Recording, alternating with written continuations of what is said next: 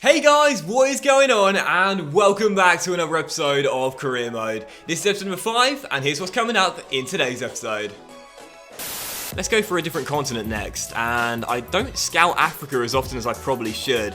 And I saw a couple of comments, one for Nigeria and one for Cameroon. First chance could fall inside the first 10 minutes. Gundogan goes for goal. Very good save by Rico. He's in for a busy afternoon. When you take on a former Career Mode team, there's always something special about it, you know? It's always really fun to face them because you're nostalgic about the memories you had with them, you know? And to start today's episode off, we won't be playing any games, but instead, we're going to set the training up to begin with in today's episode, because some of you guys have been asking me in the first 4 episodes, what's going on, man? Why are you not training your players? Yeah, it's an easy way to boost their stats and their attributes. I tend to wait until I'm out of the summer transfer window before we do the training, but now we are out of the window, let's get it started. Of course, in the last episode, I discussed it real briefly. David Neres is definitely going to get some drills in this first season. His potential is really good. He's described as a promising player. We discussed him. He's got every single thing we want apart from the clinical finish that will make him a lethal inside forward. So definitely going to be working on that with Neres. I want to train Ryan Sessegnon's crossing as well. He's a left-footed player playing on the left wing, and with Mitrovic being so good in the air, his crosses into the Serbian could be really useful if he's got a good crossing stat, so let's improve that. I know that Cisse's already grown 1 rating, but at 73 rated, he's still not amazing yet. We've got long-term plans for this guy, so I'm definitely going to give him at least 1 drill, perhaps 2, and work on his defensive stats. In fact, we'll give him 2 drills, actually. We'll give him 2 drills. Work on his passing, too, so we can play out from the back as well. We'll do short passing first. And the final drill, I think we'll give it to our newest signing, Dominic Calvert-Lewin, who we picked up in the last episode. The one thing he's actually not got an amazing stat in is his finishing right now. He's nicely rated at 74 for a striker. However, he could definitely improve that finishing. And is there one where I can do the, yeah, there we are, sprint speed as well. If we can turn this guy into a rapid forward playing behind the back line and improve the finishing as well, I think that would be really beneficial. So we'll put those 5 drills for those players right there. Neres, Sessegnon, Cisse and Calvert-Lewin too. And in my career modes, we never do the drills, we just simulate them each time. So there's the first simulation, and the training is now set up. And the next thing we're going to do in today's episode is ask you guys, my head of youth development, where are we going to send our youth scouts out to? Because in the last episode, I asked you guys for country suggestions on what nations we should scout with our youth team. Thank you so much for all the suggestions. I really appreciate it. I had tons and tons of comments. And today, I'm going to pick 5 of those countries, and you guys can vote for 3 of them in the YouTube poll and tell me which countries we should scout with our youth team. So the first comment I saw was from Owen, who said you should scout the Netherlands, because right now they're rebuilding their nation, trying to get through a lot of good young talent. And I think that's a really good suggestion. I don't normally scout the Netherlands as well, so that's the first country you guys can vote for.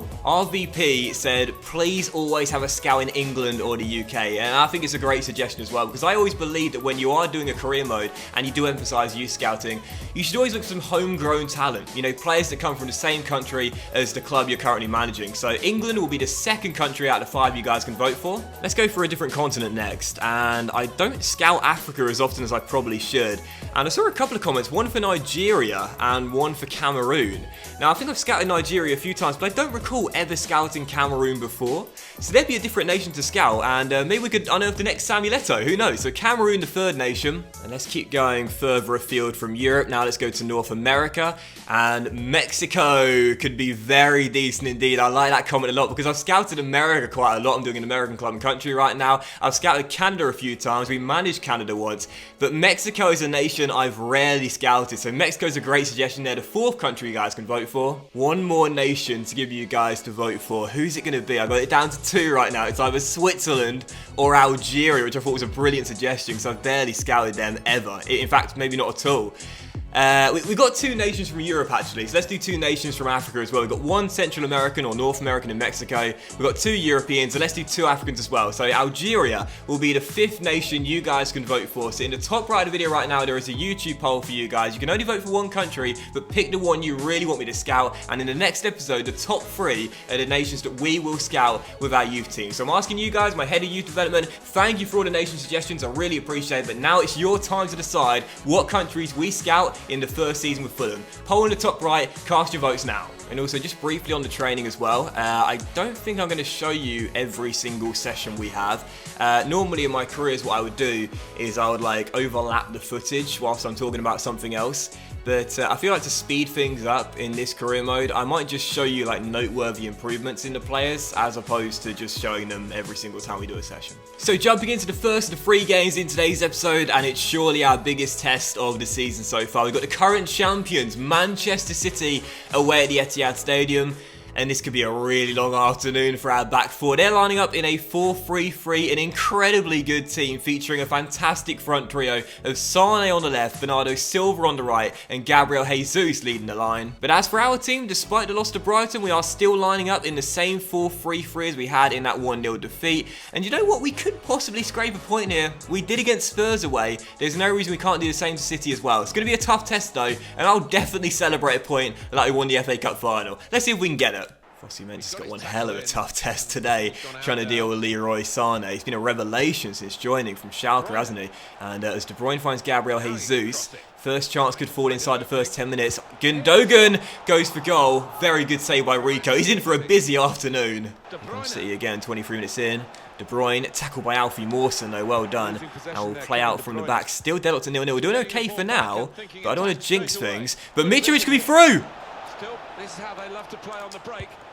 And drills it home. What a start for Fulham. Alexander Mitrovic with his 3rd goal of the season makes it 1-0, and Fulham take a shock lead at the Etihad. Yes! Just a great little through ball there. Tom Kearney at full stretch. He's already got 3 assists this season, and they've all come to the Serbian. Drills it past Claudio Bravo into the bottom corner, and Alexander Mitrovic has stunned the host. The Etihad Stadium falls silent, and Fulham have gone a goal up at the current champions. Alright, come on lads, let's just calm this down, alright? My face has got a shade of red it's never been before. Let's just calm this down. Sessegnon. Seri. Oh, if I played the right pass, Mitrovic could have been through for 2. Kevin De Bruyne for Manchester City, good ball through. Sane's onto it, Leroy Sane. Oh! Sergio Rico, absolutely brilliant. He had that gaff on the opening day against Crystal Palace, but since then he's been fantastic. Wonderful reactionary save to deny Leroy Sane and keep us in front. So the second half has begun. Fulham are still up by a goal, but there's a long way to go before we can celebrate a famous victory. Lots of time still remaining. Got to remain tight defensively. Concentration levels right now, seriously, they are peak. Here comes City though, nice ball inside. Jesus with the finish, and it was coming. It was coming. 11 minutes after the restart, but the Brazilian put City back on level terms. It was coming. Really nice build-up. Just could not get the ball off City. Great first time ball by Bernardo Silva into Jesus. And a good finish into the bottom corner. Now we've got 33 minutes to hold on to the point. A point will still be good. Rico, quick kick out to Mitrovic, who flicks onto David Neres down the right-hand side. Oh, nice piece of skill by Neres. Wonderful from Neres. Mitrovic versus Walker. And Kyle's always going to win that battle. David Neres, not David as I've been calling him, thanks for the comments to correct me there. But David Neres, his skill, his balance, his agility, absolutely wonderful to watch. Zambo on the ball, we know he can strike him. Finds Burge, and we'll give it back. Zambo! Oh, off the post! And Mitrovic, sorry, Kearney can't be walking to the ball, and City will clear. Zambo's got that in his locker, so close to winning it. There's a winner in this game with 1 minute of normal time to go. You can just sense it. Mangala to David Silva. Into Raheem Sterling. Gets away from Sessegnon and finds Bernardo Silva. Aguero. Nice ball. Kyle Walker for the win. He's put it wide. What a let-off. Oh, what a thriller. What an absolute thriller of a game. But what a point for Fulham. 2 games against Spurs and City away, and we claimed 2 points from 6. Those are really good results for us. And come the end of the season, we'll reflect on those and know that those points were crucial. I'll take the point every day of the week. Just like the Spurs game, we deserved to lose, but our defensive resilience is what helps us claim the draw. And a good man of match to Jesus for the goal he scored, but I want to shout out Sergio Rico for a couple of fantastic saves in this game, making sure we did get a point. He's only on loan here, but he started the season off really well, and I'm already thinking about next season possibly bringing him back permanently. I like him. So on the back of that very credible point, we're now going to jump into the second of 3 games in today's episode as we return back to Craven Cottage, where so far 2 games played, 2 wins for Fulham. So let's keep Craven Cottage a fortress as we start the season off. Same 4-3-3, but 1 change to our lineup, and it's in the back 4 on the back of that draw. Cisse, who impressed on his debut against against Huddersfield is going to come in and play alongside Tarkowski as Mawson drops to the bench. But as for the Watford team, they were my FIFA 16 career mode, had a fantastic save with them and AC Milan. Thank you to everyone that watched that save, it was one of my favourites. They're lining up in a 4-4-2, very good team with Luis and Andre Gray leading the line, and they could be very hard to stop indeed. When you take on a former career mode team, there's always something special about it, you know. It's always really fun to face them because you're nostalgic about the memories you had with them, you know. Here is Andre Gray through to Gerard Deulofeu. And Spaniard down the right hand side is shut down by Sander Berge. Can't deny the cross. And oh, Rico hesitated there. And the danger's not fully away, and the header in is caught by Sergio Rico. I tell you what, he's good at shot stopping, Sergio Rico. But when the balls go in the air, he does make me panic a little bit. Well, for the whipping in the crosses right now, as Etienne Capoue finds Gerard Deulofeu, and we're struggling with that. Ball into the centre, and there's the first goal. There is the first goal. And I think it was Fosu Mensah beaten by Zé Luis, and Watford are in front, and that was coming. That's like their 4th cross of the game already. They keep giving it to Deulofeu down the right-hand side to whip it in, and Fosu Mensah gets the wrong side of Zé Luis, beats him in the air, and heads it home. Watford in front. It's been a struggling first half for Fulham. We've not played well, and we're exploited at the back here. It's Semra on the ball. Cisse read that perfectly and hooks it away. But as we are still down by a goal, Watford are pressing for a second goal, and at the moment it's coming. Plenty of time, not panicking as Sessegnon finds Seri, and in space is Kearney, who gets out of his feet and lets fly. Oh, just wide from the captain. He's the guy we're looking for. You know, we need a leader. We need someone to stand up and be counted. The captain needs to do that. And here he is on the ball, out wide to Fosu Mensah. And he will roll it into Neres. Into Mitrovic! Off target, but a good spell of pressure. Ryan Sessegnon with the interception, feeds it through to Alexander Mitrovic, and out wide is Andre Schürrle, off the bench, steps inside, back into the Serbian, takes his time, looks for some space, back to Schürrle, off the bench, and oh, Ben Foster with a fantastic save, turns it over. We've got Watford on the ropes right now, we just can't find that goal to get ourselves back on level terms, which you'd say we deserve. All we're lacking is that one finish. Because of the way we're coming forward, Watford could hit us on the break here. Ball inside. Luis is onside. He's onside and it's 2-0. It's a brilliant through ball and Zé Luis bags his brace, and Watford take a 2-goal cushion and a half an hour away from being the first team to beat us at Craven Cottage. We're going to do it. We need to do it now. Got to get us a quick goal here. Schürrle down left-hand side. Turns for Menia. Cross. Kearney on the volley. Brilliant save by Foster.